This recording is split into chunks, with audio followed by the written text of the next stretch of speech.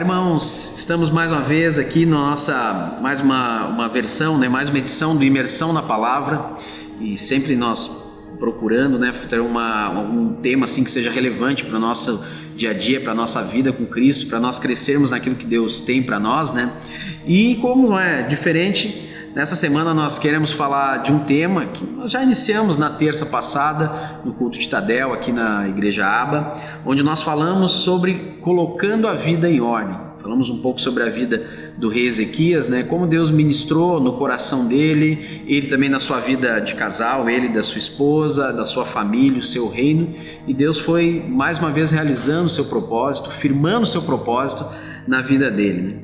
E quando nós falamos de colocar a vida em ordem, não tem como nós não falarmos sobre casamento, que é uma coisa que Deus sempre tem colocado no nosso coração aqui na igreja, sobre família, e uma família começa em duas pessoas que se conhecem, e ali então elas vão conhecendo uma outra e vai nascendo, vai ter um casamento, um relacionamento, e dali então vem os filhos e Deus vai operando com a sua mão. Nós queremos lançar alguns princípios dentro desse tema, para que possamos mais uma vez avançar nesse caminho de colocar a vida em ordem. Então daqui a pouco você está olhando esse vídeo, você que entrou na internet agora, está vendo aí, e está pensando, tudo bem, falaram bastante sobre colocar a vida em ordem, mas de uma forma prática, como eu faço isso? Então nesses vídeos de hoje, o vídeo que nós vamos lançar amanhã também, nós queremos trazer algumas ferramentas em forma de ponto para você poder aplicar na sua vida aí. Eu quero te falar hoje de uma forma muito prática sobre 3 pontos dentro disso, que é a aliança, o casamento de uma só carne e os papéis dentro de um casamento. E falando disso, não tem como não começar falando sobre a aliança, porque quando nós falamos de casamento, a aliança ela é a base, ela é o alicerce para esse relacionamento acontecer. Mas o que significa uma aliança? Qual o significado, Hoje na nossa cultura nós temos dificuldade de entender o que é aliança, Quando nós falamos de aliança, normalmente nós pensamos no objeto aliança, que nós usamos, mas nós temos dificuldade de entender o significado. Para os orientais isso era algo muito prático, no seu dia a dia eles sabiam o que era. Então uma aliança é um pacto de responsabilidade ilimitada. Olha que interessante, Quando nós falamos de pacto de responsabilidade, nós pensamos num contrato, que é algo que está no nosso dia a dia, e hoje até alguns casais fazem isso, Quando eles começam a se relacionar e resolvem morar junto, eles fazem um contrato nupcial e até acabam achando que isso é uma aliança, mas isso é um contrato, porque o contrato ele tem limites definidos, Como se duas instituições, duas empresas estivessem fazendo um contrato de cooperação mútua. Isso não é uma aliança. A aliança ela tem um caráter mais interno, ela tem um caráter mais profundo. Numa aliança existe um forte compromisso, Existe a palavra compromisso muito forte presente, Numa aliança existe lealdade até a morte, Nós olhamos, por exemplo, a aliança de Jesus com sua igreja, A aliança foi até a morte de cruz e a ressurreição de Jesus, Então existe lealdade até a morte, Nós olhamos para uma aliança também, existe entrega de vida por aquele parceiro de aliança. Então numa aliança também existem promessas e existem termos que nós cumprimos. A gente vai falar disso um pouquinho mais à frente. Então a aliança é isso, é esse pacto de responsabilidade ilimitada, E na visão bíblica, ainda falando sobre aliança, mas agora para o lado do casamento mesmo, na Bíblia o casamento ele é uma aliança dupla. Quando nós falamos de aliança dupla, no casamento nós imaginamos na aliança como homem e mulher.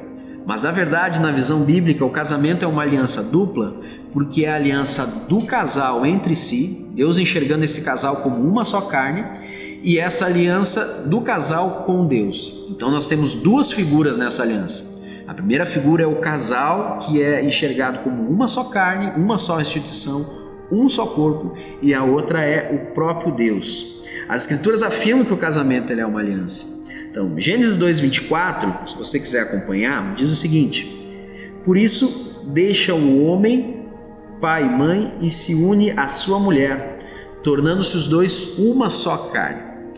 Olha que nesse versículo aqui, se você perceber, tem todas as pessoas e as figuras envolvidas nessa aliança estão presentes. Você vai ver que o homem está presente ali deixando seu pai e sua mãe. Você vai ver que a Bíblia diz que ele se une. E ele se une a quem? Se une à sua mulher e se torna uma só carne.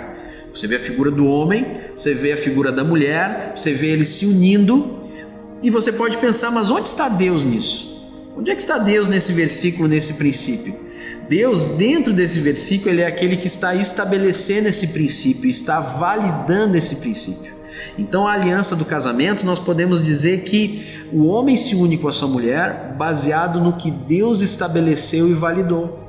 Porque Deus estabeleceu a aliança de Adão e Eva. Não foi uma ideia do homem, não foi uma ideia da mulher. Deus estabeleceu esse propósito e Deus validou essa aliança. Deus disse que ela tinha valor. E aqui eu já quero te dar um conselho.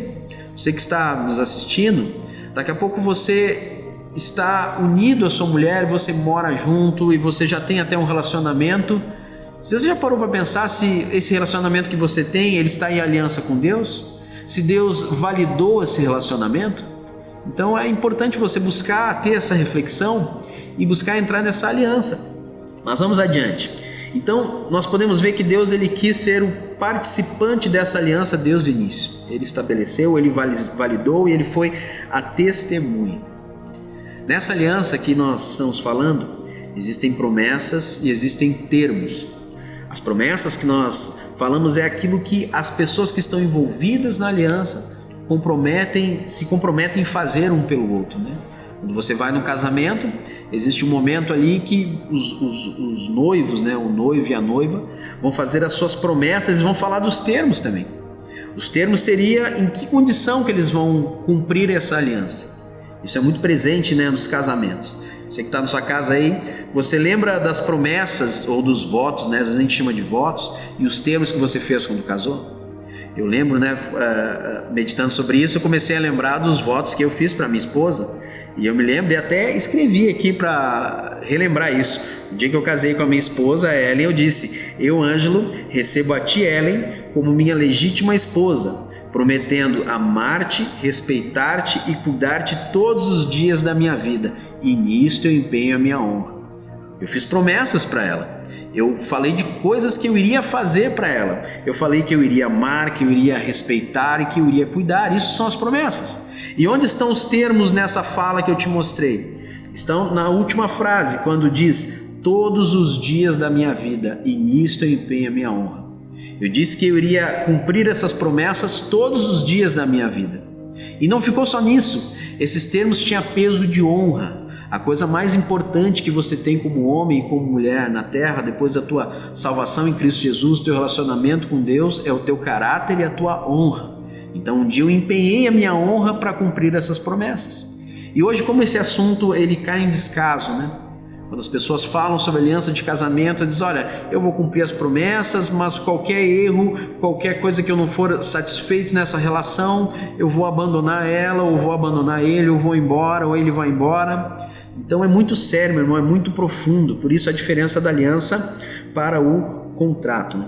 Mas quais são os benefícios dessa aliança de casamento com Deus?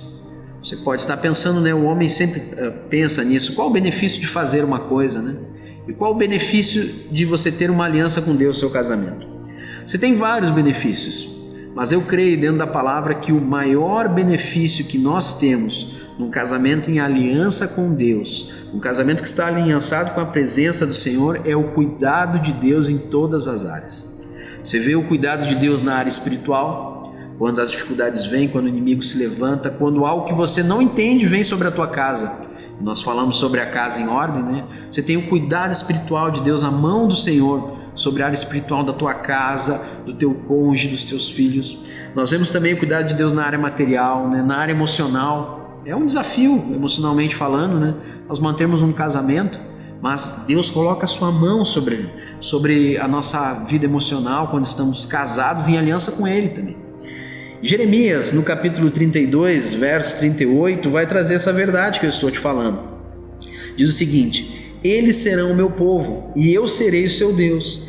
Dar-lhes-ei um só coração e um só caminho, para que me temam todos os dias, para que seu bem e bem dos seus filhos, Farei com eles aliança eterna, segundo a qual não deixarei de lhes fazer o bem, e porei o meu temor no seu coração, para que nunca se apartem de mim. Essa promessa que Deus traz através da boca do profeta Jeremias é uma promessa que normalmente nós olhamos associada ao povo de Israel, à nação de Israel, falando sobre os benefícios que Deus traria sobre o povo de Israel.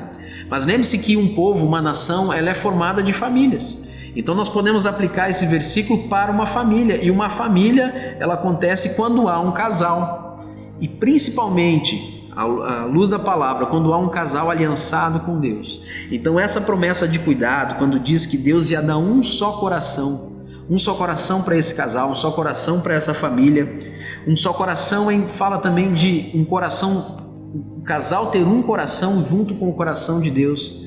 Se essa condição acontece, Deus ele vem trazendo bem, não só para o casal, mas para os filhos, para a posteridade, né? Então isso é o cuidado de Deus na aliança de casamento. E em cima disso, você pode se perguntar, como que eu faço para então ter um casamento aliançado com Deus? A única maneira de você ter um casamento aliançado com Deus é através de Jesus.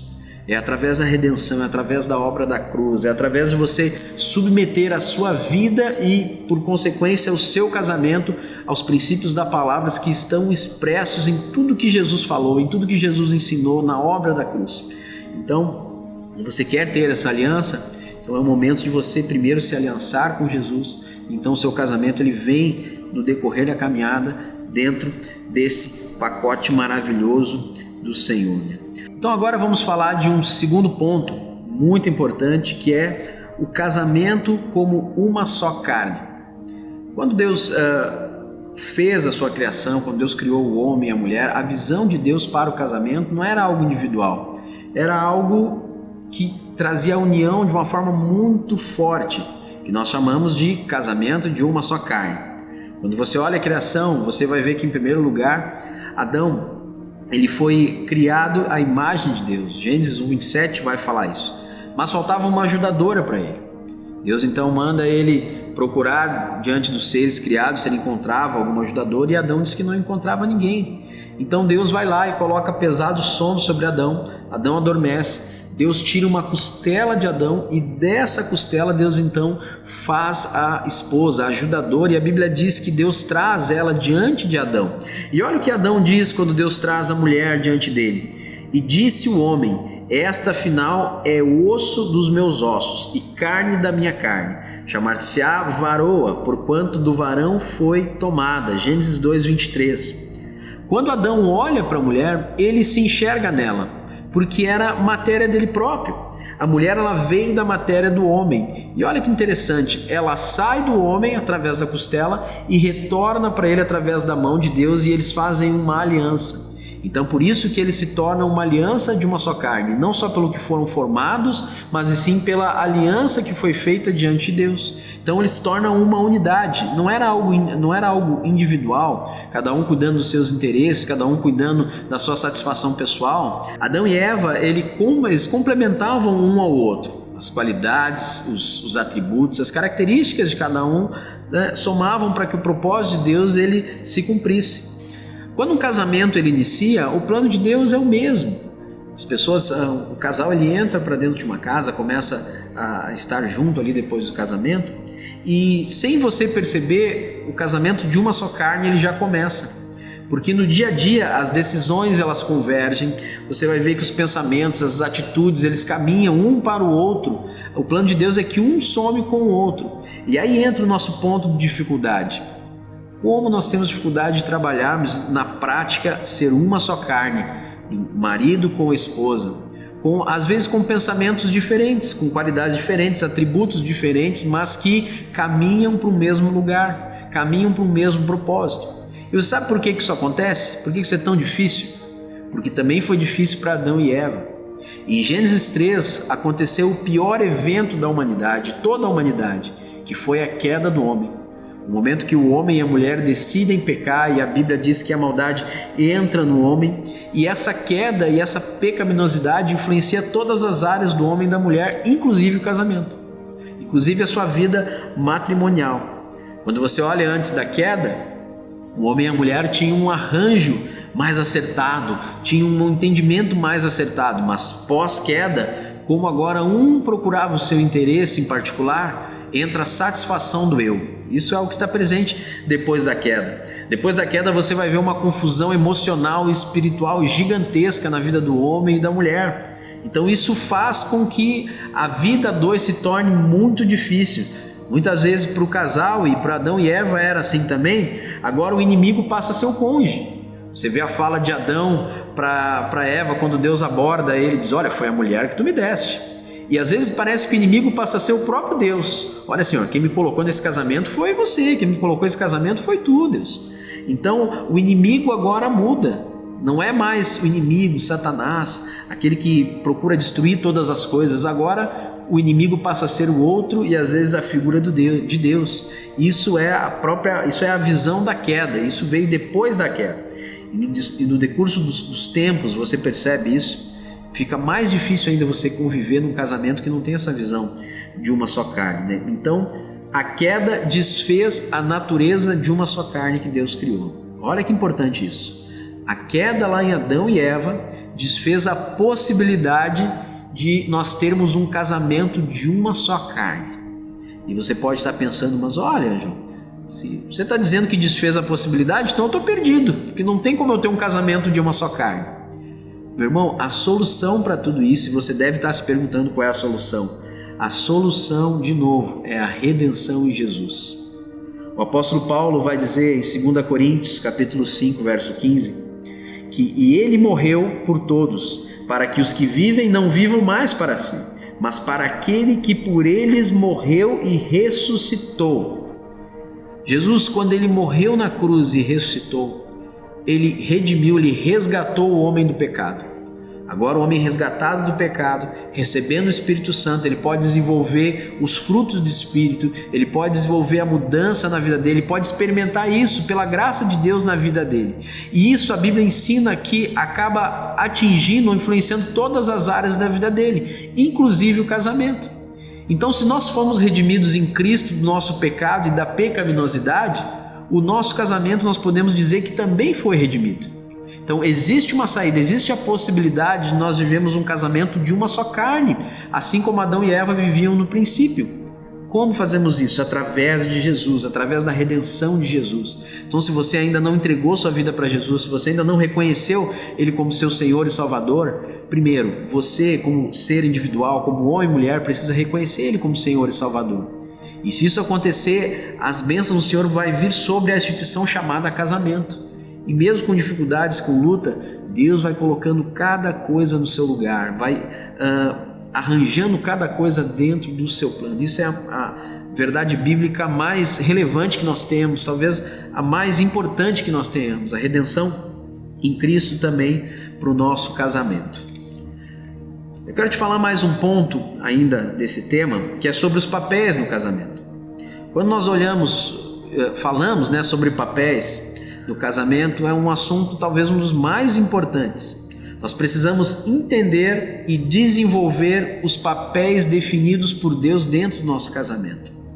Quando nós conversamos com os nossos pastores, pastor Joel, pastor Eliane, pastora Rosane, pastor Vladimir, da experiência pastoral que eles têm, eles sempre comentam que talvez no dia a dia, a maior dificuldade que eles encontram nos casais é casais que não sabem desenvolver o seu papel. Às vezes até criam papéis para si, papéis que foram criados talvez pela sua família, herança da sua família, mas não focam no papel criado por Deus. Então os papéis são de extrema importância. E hoje em dia, quando a gente fala de papel, nós estamos falando de um padrão bíblico de casamento. E é muito difícil hoje nós falarmos de padrão, porque hoje a sociedade não aceita padrão para casamento, padrão para filho, padrão para criação de filho. Nós estamos vivendo um tempo em que a palavra padrão nem faz bem aos ouvidos de quem está escutando. Mas, meu irmão, existe um padrão bíblico para o casamento. Onde nós enxergamos isso? Efésios capítulo 5, versículo 22, vai dizer o seguinte, do padrão do casamento: mulheres, sejam submissas ao próprio marido, como ao Senhor.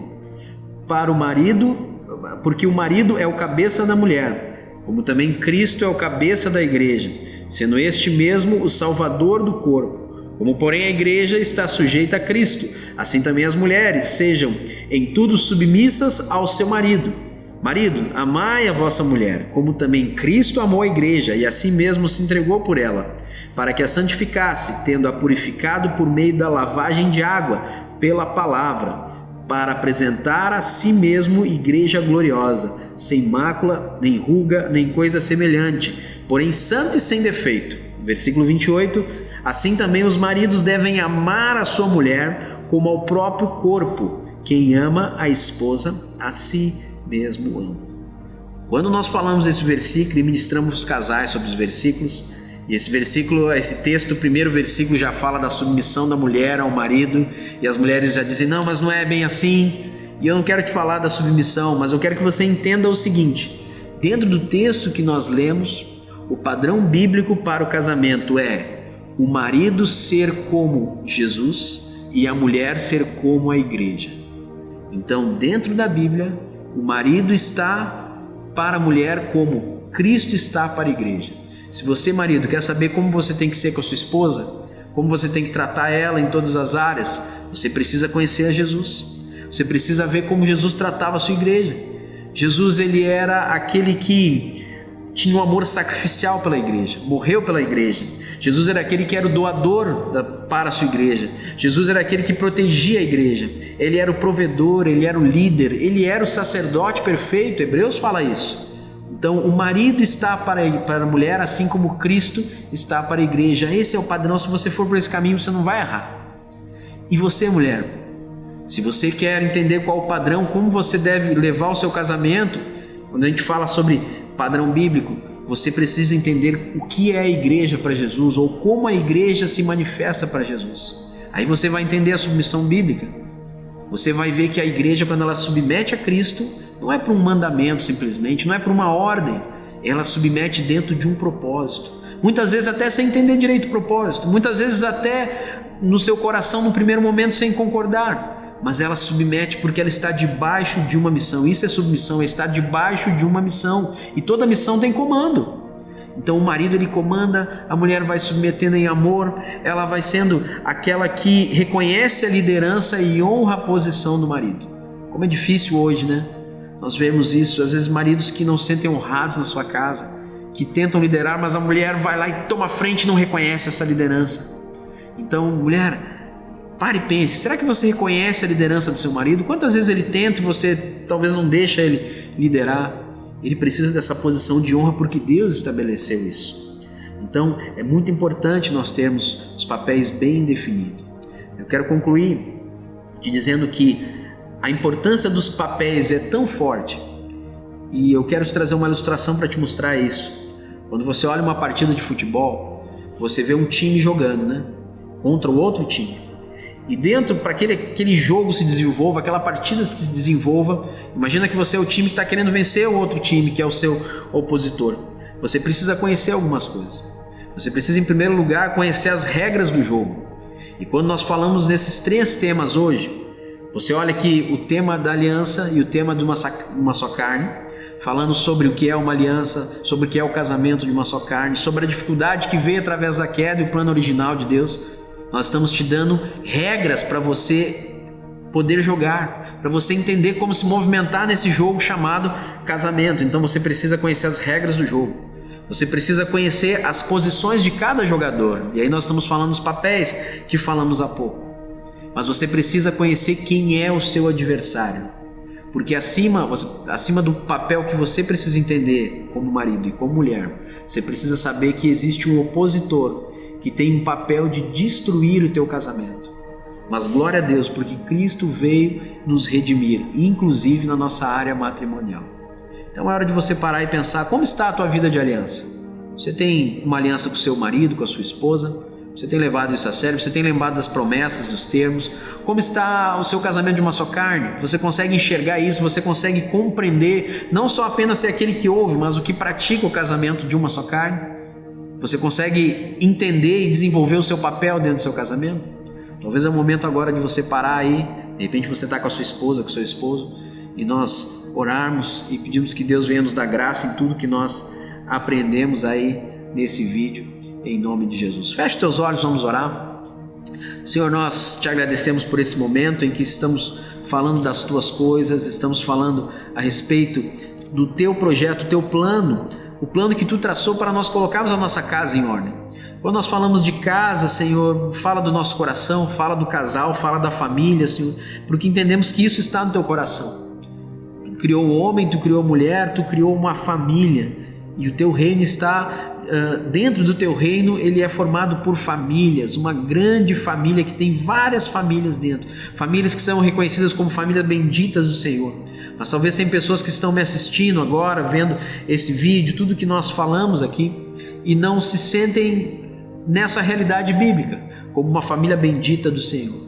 Que tu comece a operar no coração de cada um de uma forma individual, no homem e na mulher, que tu opere no casamento alinhando a aliança, uma só carne e os papéis, Pai. Nós te agradecemos, Senhor, pela tua mão, pelo teu poder, pela tua graça sobre nós, em nome de Jesus, amém. Que Deus te abençoe e você possa usufruir desse conteúdo, em nome de Jesus, e até a próxima. Fique com Deus.